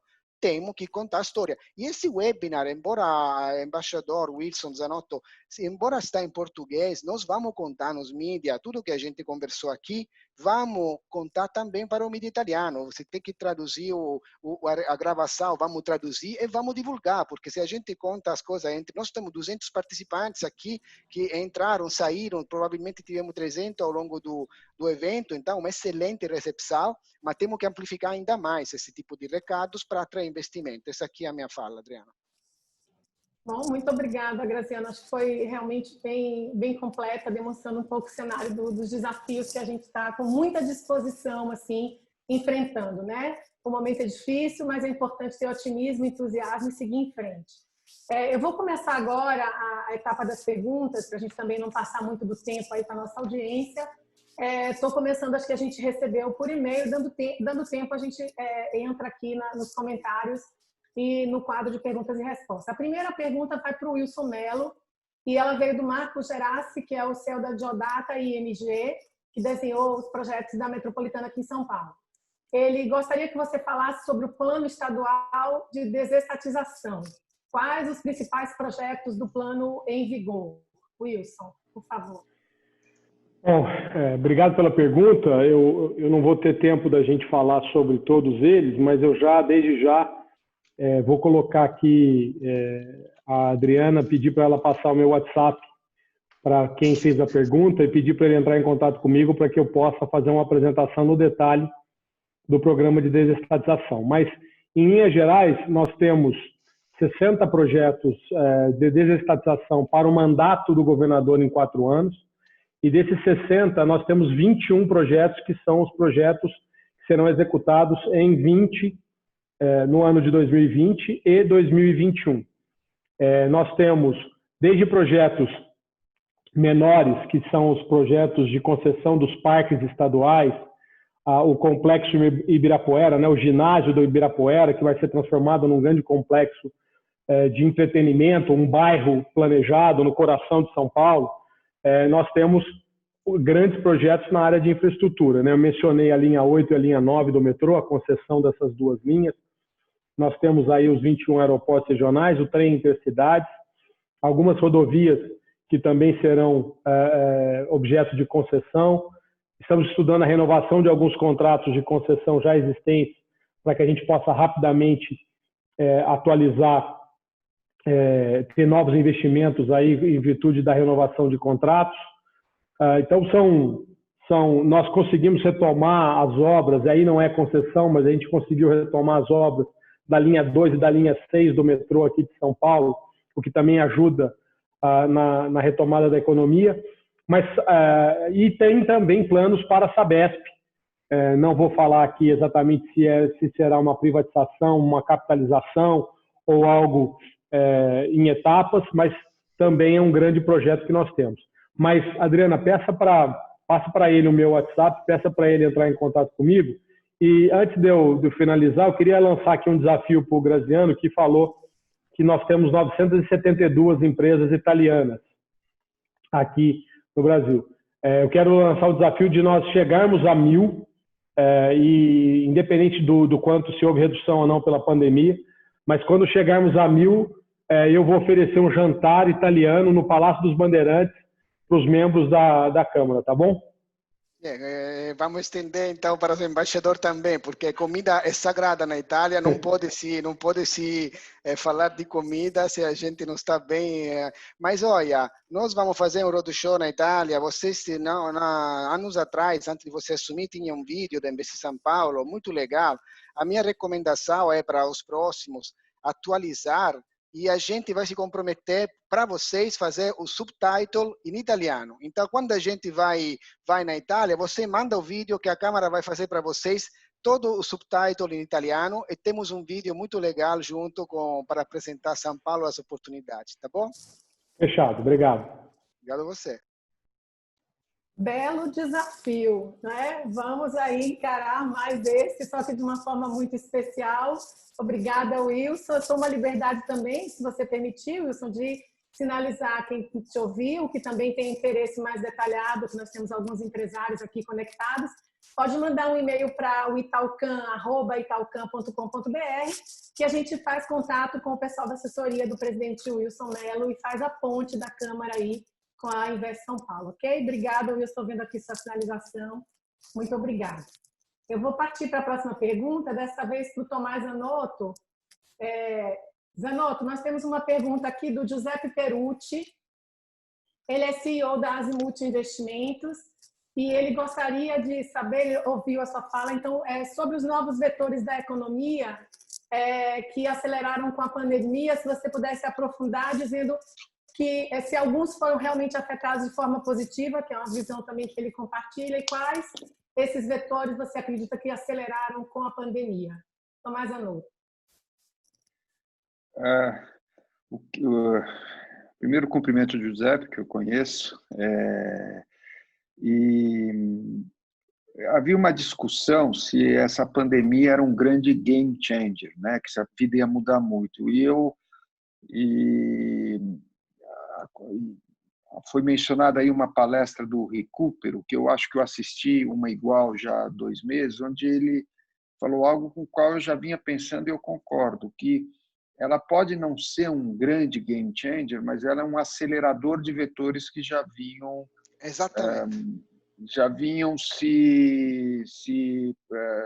vários setores. Então, por exemplo, eu acho que viagens de negócio de avião vão ser afetadas por essa nova forma de fazer reuniões. É muito confortável você fazer uma reunião que funciona bem, sem ter que se mexer, estando em outro lugar e participar, apesar de, né, aquela coisa de acordar às 5 da manhã para pegar um voo às 6 para Brasília, para fazer 2, 3 reuniões no dia, só em casos que realmente tem um risco, tem um problema, é exaustivo. Então, o que não se falar de reuniões fora do país, né? Então isso é uma tendência positiva. Toda a parte digital um pouco ficou acelerada pela economia, o comércio digital, a questão dos deliveries, enfim, tudo isso vai sentir. Mas, em termos globais, já havia um processo um pouco, não é de desglobalização, mas de mudança na globalização. Já havia um processo de análise, eu não vou entrar aqui numa análise geopolítica, mas todas as instituições multilaterais que foram construídas logo depois da Segunda Guerra Mundial, né? Começou-se em 44 ainda, com Bretton Woods, daí veio o ONU, veio o NATO, veio FMI, IMF, GATT, que virou OMC. Elas foram feitas, na verdade, com os Estados Unidos dizendo: vamos criar uma rule-based order para fazer frente ao Império Soviético. Olha, o Império Soviético acabou em 92, não mudou nada. Então, você vê o presidente da NATO, o general que chefia a NATO, dizendo: olha, nós agora precisamos olhar a China também, né? Quer dizer, então a questão, essas questões todas já vinham acontecendo, mas vinham acontecendo em câmera lenta. Eu acho que Brexit, Trump e um pouco Bolsonaro são reações a um sistema multilateral que precisava de uma reforma. Então, isso vai acontecer. Eu acho que vai acelerar muito uma questão que já está fortíssima na África, que é dos pagamentos, usar o telefone para fazer pagamentos, que, aliás, é o que tem na China também. Outro dia estava um pouco uma questão nos jornais sobre pagamentos via WhatsApp, né? Então, essas coisas todas, elas se aceleram, né? A outra coisa que já vinha uma tendência era um pouco o que se chama de reshoring, quer dizer, a volta da produção perto do lugar onde ela é produzida, porque com o comércio eletrônico, o time to market passa a ser importantíssimo. Com a internet, com o 5G agora, que vai turbinar a IoT, que é a internet das coisas, quer dizer, você ter o que chamam de mass customization, quer dizer, você poder ter rapidamente um produto que é um produto básico, mas que tem alterações feitas por você através do computador, vai se tornar a realidade do consumidor. A questão, por exemplo, de centros comerciais, eles vão ser afetados, né? E você já, quando anda em grandes centros comerciais nos Estados Unidos e coisa, você vê que vários deles tem lojas que não são mais lojas, são showrooms. A Tesla, por exemplo, ela vende carro em showroom dentro de um shopping center, só que ela, por uma questão de legislação americana, não podem dar o preço, né? Não podem vender lá fisicamente, mas você vai ver o carro, discute e depois você entra na internet e compra o carro pela internet. Então, essas eram coisas que já vinham andando e que vão se acelerar. E com 5G, eu não me canso de falar, olha, vamos voltar no tempo 12 ou 13 anos. Vocês lembram da época, 12 ou 13 anos atrás, existia um aparelhinho chamado BlackBerry, StarTAC e coisa. 12 anos atrás surgiu o smartphone. O smartphone, que é um conjunto de tecnologias, a maioria começada na área militar, de repente disparou Airbnb, disparou as redes sociais, disparou uma série de negócios que eram impensáveis. Uber não existia há 10 anos atrás, né? E hoje tem um efeito enorme, gigantesco sobre a indústria automobilística. Eu acho que o custo que tem de você ter um carro, vale a pena realmente ter um carro, ou ter vários carros numa família, ou ter um só para o fim de semana e usar enfim, todas essas coisas vão se acelerar com essa pandemia. E uma outra coisa que eu não tenho dúvida é que as indústrias todas, o Graziano, que é member of the board de várias, vão analisar a resiliência e a robustez da cadeia de valor. Eu ouvi falar, o CEO de uma importante multinacional montadora de veículos em São Paulo falou: olha, nós tínhamos planos, contingency plan, como ele diz, para first tier supplier, second tier supplier, third tier supplier, mas nós não podemos ficar com 10 mil carros parados pátio porque faltou a maquininha de levantar vidro, ou pior ainda, o chip que vai dentro da maquininha de levantar vidro. Então, você 10 mil carros a 15 mil dólares cada um, mais ou menos, você de custo para a montadora, fica parado, são centenas de milhões de dólares por causa de 10 mil dólares de chips, entendeu? Então, essas questões todas vão ser revistas, já estavam sendo e voltam a ser. Há mudanças grandes no setor energético. Os Estados Unidos passou de maior importador para um grande net exporter de energia, barata agora nos Estados Unidos. Quer dizer, então, você produzir perto de onde está seu mercado vai fazer sentido. Nesse sentido, empresas italianas, essas outras que não são muito grandes, vai fazer muito sentido, às vezes, produzir no Brasil para atingir o mercado do Brasil e da América do Sul. Então, isso daí já estava acontecendo. A pandemia é um catalisador, um acelerador disso. E eu acho que vai acelerar esses processos. Eu espero ter respondido e não ter divagado demais, mas é mais ou menos. Não, eu acredito que sim. Obrigada, Zanotto. Acho que em alguns itens você aprofundou mais, mas muito obrigada. Eu vou passar uma pergunta ao embaixador, que está aqui no chat. Embaixador, a pergunta é: come viene trattata la questione della pandemia in Italia? Perché nelle regioni lombarda si indossa ancora la mascherina? Eu vou traduzir em português. Como vem tratada a questão da pandemia na Itália? A região da Lombardia ainda usa as máscaras. Eu vou passar a palavra ao embaixador e peço gentilmente que fale pausado para que eu possa fazer a tradução em seguida. Obrigada. Grazie. Ma la situazione in Italia oggi è decisamente buona. I dati sono bassissimi. A situação hoje na Itália é decididamente boa, os dados são muito baixos, baixíssimos. Però tutti sono estremamente preoccupati che ci possa essere un rilassamento delle sane abitudini e un aumento dei casi. Mas todos estão também bastante preocupados que um relaxamento dos cuidados com a saúde possa trazer um futuro aumento dos casos. Il ministro della Salute italiana oggi ha firmato un nuovo decreto dove fino al 15 luglio l'Italia continua a mantenere altissimo il livello di attenzione e di prudenza. O ministro acaba de assinar um novo decreto na Itália, que até 15 de julho a Itália deve manter um altíssimo cuidado com as medidas. Ed è un provvedimento molto sofferto da parte del governo italiano, perché va contro quelle che sono le richieste di molta parte del mondo del turismo, ma anche del mondo economico. È un grande danno per noi, ma è una misura necessaria. Foi uma decisão difícil para o governo, porque vai de encontro a tudo que se esperava, principalmente ao turismo, mas essa foi uma decisão bastante necessária.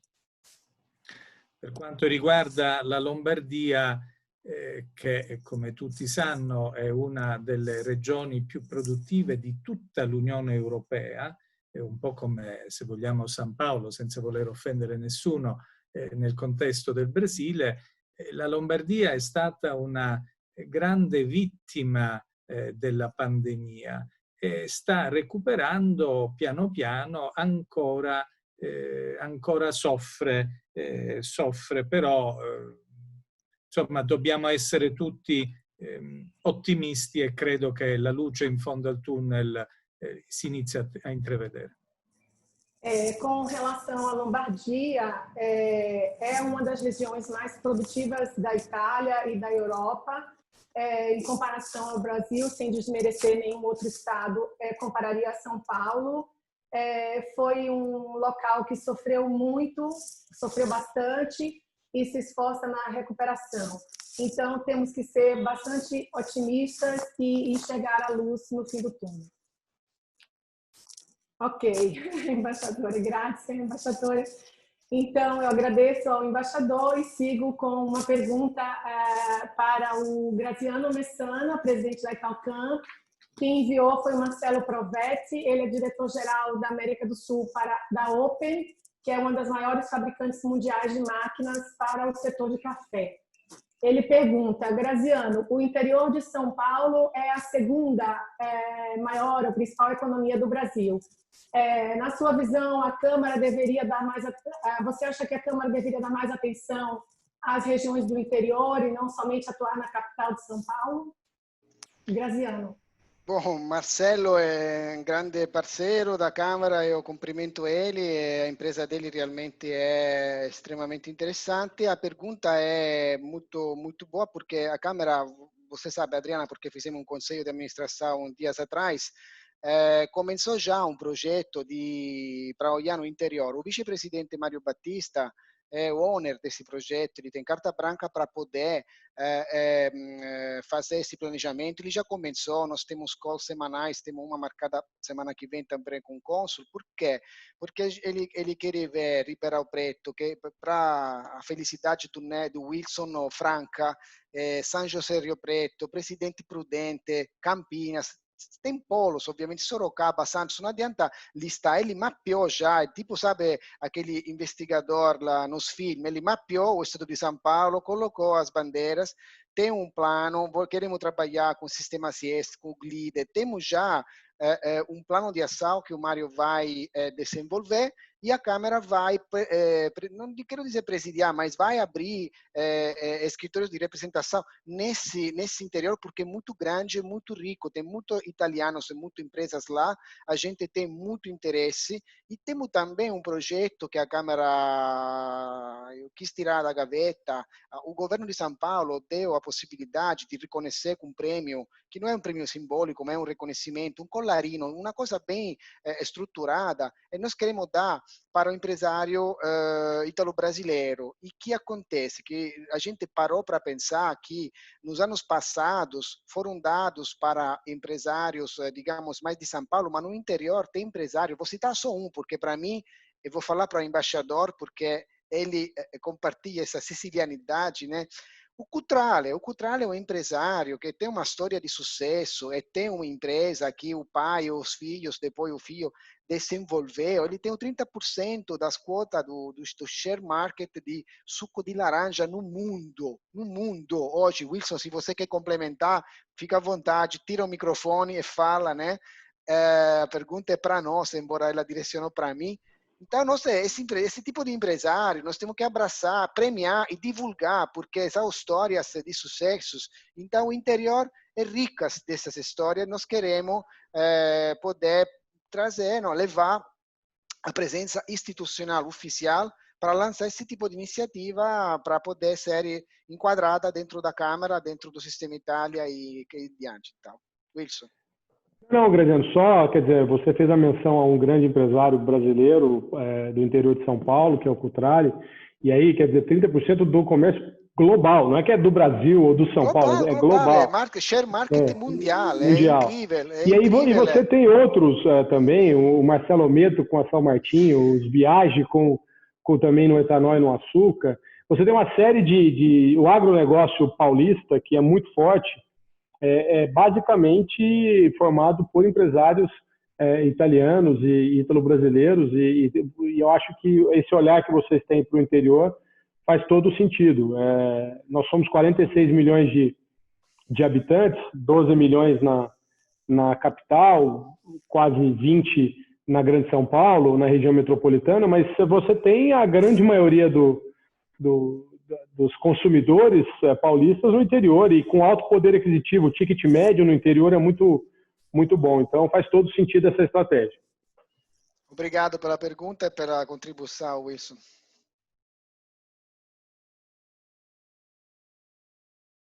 Adriana, microfone.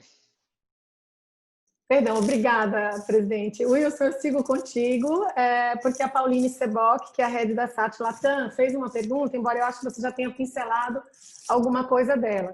No caso da infraestrutura logística, é a última, porque nós estamos com o nosso tempo encerrado, mas no caso da infraestrutura logística do Estado de São Paulo, o que hoje é prioridade no programa de infraestrutura? para a Invest São Paulo?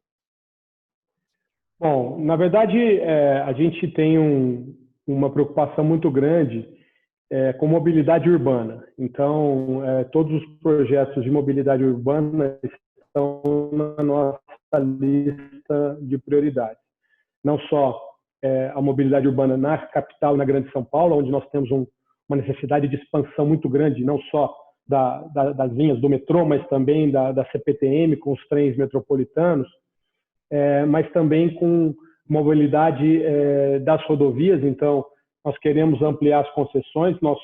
20 das 20 melhores rodovias do Brasil estão no estado de São Paulo, mas a gente acha que existe uma possibilidade grande. Basta ver a concessão da rodovia Piracicaba-Panorama, 1.273 quilômetros de concessão, que foi agora feita em fevereiro, contrato assinado no meio da pandemia com a concessionária, que é o Banco Pátria, mais o Fundo Soberano de Singapura. Então, na parte de mobilidade também no interior, nas rodovias, e o trem intercidades, que vai ser um marco, finalmente vai sair do papel. Isso está viabilizado porque na renovação da concessão da MRS com o governo federal para trens de carga, o compartilhamento dos trilhos para o setor de passageiros foi incluído no contrato, então nós vamos ter acesso aos trilhos para poder fazer isso. E nós vamos transportar 500 mil pessoas diariamente nesse trem de Campinas a São Paulo. Imagina a quantidade de carros que nós também não tiramos das rodovias, mas principalmente das marginais e dos acessos aqui à cidade. Muito obrigada, Wilson. Eu vou então agora para a última pergunta ao embaixador, depois eu faço mais uma pergunta ao Zanotto e ao Graziano. Embaixador, uma domanda per lei.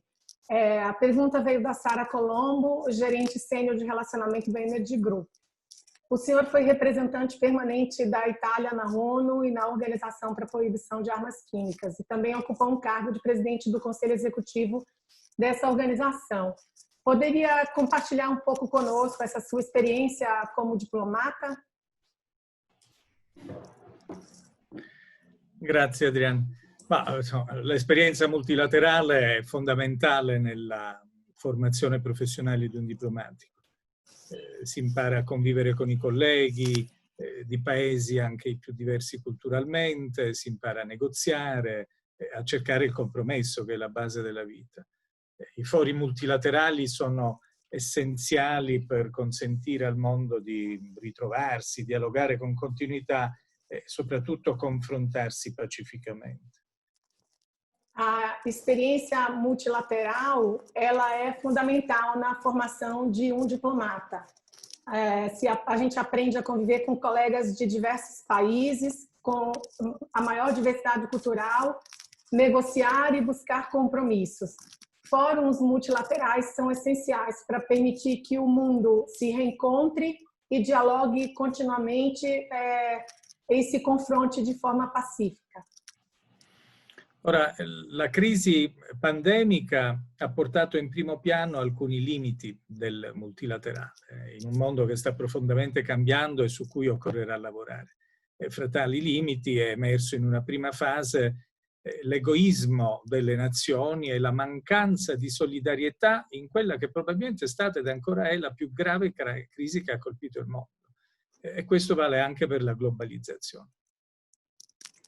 A crise da pandemia trouxe à tona, em primeiro plano, alguns limites do multilateral, em um mundo que está mudando profundamente e sobre o qual será necessário trabalhar.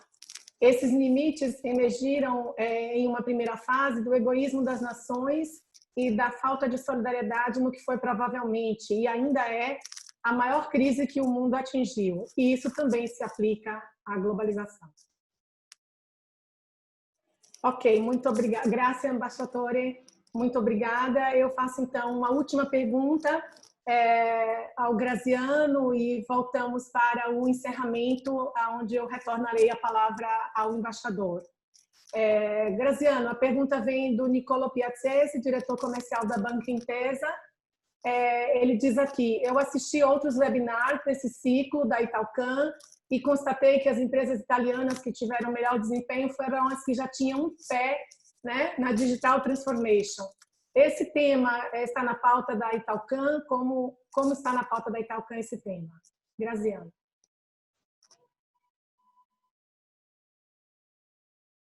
O microfone. Desculpe o microfone di nuovo. Recupero falando a respeito da pandemia. A pandemia acelerou o processo de transformação digital. Todas as empresas já nos últimos 2-3 anos estavam desenvolvendo essa transformação digital.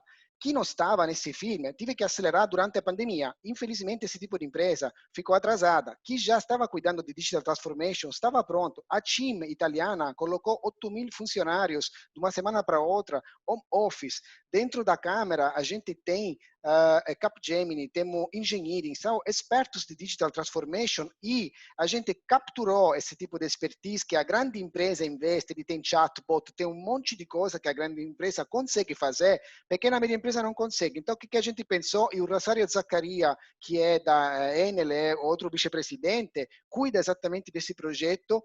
Ele vai desenvolver isto, já começou com um comitê muito interessante, com pessoas, competências multidisciplinares, onde ele vai fazer o quê? Pega a grande empresa, e a Enel é uma dessas que já tem a Digital Transformation, pega essas consultorias grandes que normalmente cobram valores enormes para poder fazer Digital Transformation, e a gente dentro da Câmara incuba um modelo que podemos explicar e propor para a pequena e média empresa que não tem talvez essas verbas muito grandes para fazer.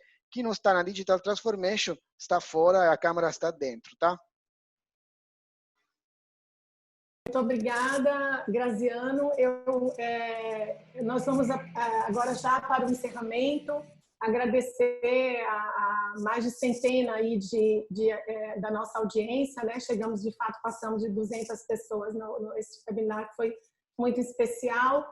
Eu gostaria de passar a palavra para um pronunciamento de encerramento ao excelentíssimo senhor embaixador da Itália no Brasil, il nostro ambasciatore Francesco Azzarello.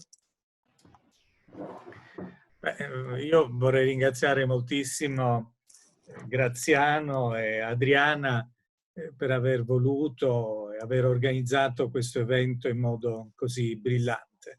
È stato anche un grandissimo piacere, anche se per il momento solo virtuale, conoscere il Presidente Mello e il Direttore Zanotto, cioè Wilson e Thomas, visto che mi fa piacere che in Brasile c'è una certa informalità. Un saluto ovviamente a tutti quelli che hanno partecipato e seguito il webinar. Eu gostaria de agradecer muito o presidente Graziano e a Adriana pela iniciativa e organização desse evento que considerei brilhante. É um grande prazer também conhecer, nesse momento mesmo que virtualmente, o presidente Mello e o diretor Zanotto, ou seja, o Wilson e o Tomás. O Brasil tem essa informalidade simpática. Saudações também a todos os que participaram. Spero di poter venire a San Paolo al più presto e poter salutare sia le autorità politiche, statali e municipali e conoscere anche la comunità imprenditoriale italiana ed italo-brasiliana che sono una componente essenziale dell'economia del Brasile. Eu espero poder visitar São Paulo o mais breve possível e ter a chance de cumprimentar as autoridades políticas estaduais e municipais, conhecer a comunidade empresarial italiana e ítalo-brasileira, um componente essencial da economia do Brasil. Ok? Graças. Adriana, só uma pequena integração. Sim. Obrigado, embaixador. Tem 4 perguntas via e-mail e 12 via chat que não vamos conseguir responder. A Adriana vai se certificar que essas respostas serão depois atendidas por escrito de uma forma mais prática, porque senão não vamos conseguir encerrar o evento. Então, eu queria agradecer o Thomas Wilson e o Francesco Azzarello para essa presença e a Adriana pela ótima condução, como sempre, né? Obrigado. Muito obrigada, presidente Messana. Eu reitero aos participantes que quiserem mandar também as perguntas para o italcan@italcan.com.br, se identificando, né, independente do que escreveram no chat. Agradecemos a todos que nos acompanharam. Convido todos a nos seguirem nas nossas mídias sociais. Reitero os conselhos de respeito às normas de saúde. e que sigamos fortalecendo os laços que unem o Brasil e a Itália. Muito obrigada e uma boa noite a todos. Buonanotte a tutti e tante grazie.